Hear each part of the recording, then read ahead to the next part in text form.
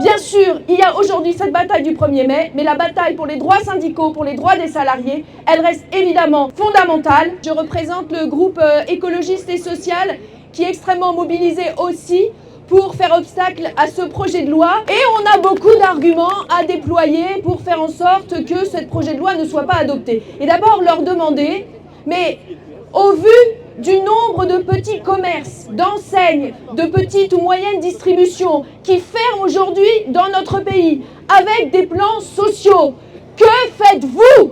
Que faites-vous pour que le commerce, les services soient protégés dans notre pays? Ah ben là, ils font rien. Mais par contre, aller à l'encontre du 1er mai, si symbolique, si fort dans notre histoire, là, ils sont tous unis. On l'observe très régulièrement, avec, y compris jusqu'à la première secrétaire nationale de la CGT qui est mise en examen, qui a des procédures judiciaires. On sait bien où ils veulent aller. Ils veulent aller sur la remise en cause d'un droit, petit à petit, en grignotant les choses, comme ils l'ont fait pour le dimanche. Où sont-ils pour protéger les salariés qui subissent des conditions de travail extrêmement difficiles, qui nuisent à leur santé? Ah ben ils sont jamais là. Et même au contraire, ils sont là pour dégrader les conditions de travail. Donc, dans l'hémicycle, nous serons présents, mobilisés sur cette proposition de loi, évidemment sur les autres aussi, parce que c'est le musée des horreurs et on est habitué de plus en plus à voir la droite, soutenue par l'extrême centre, mettre en avant les idées du Rassemblement national.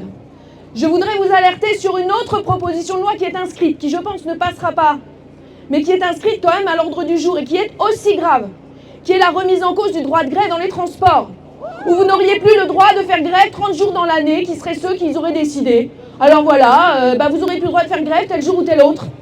Et c'est une remise en cause fondamentale du droit de grève qui est aujourd'hui à l'étude. Donc, bien sûr, il y a aujourd'hui cette bataille du 1er mai, mais la bataille pour les droits syndicaux, pour les droits des salariés, elle reste évidemment fondamentale. Il y a un moment où il faudra aussi qu'on en conquiert de nouveau et qu'on ne soit pas à défendre ce qu'on a aujourd'hui.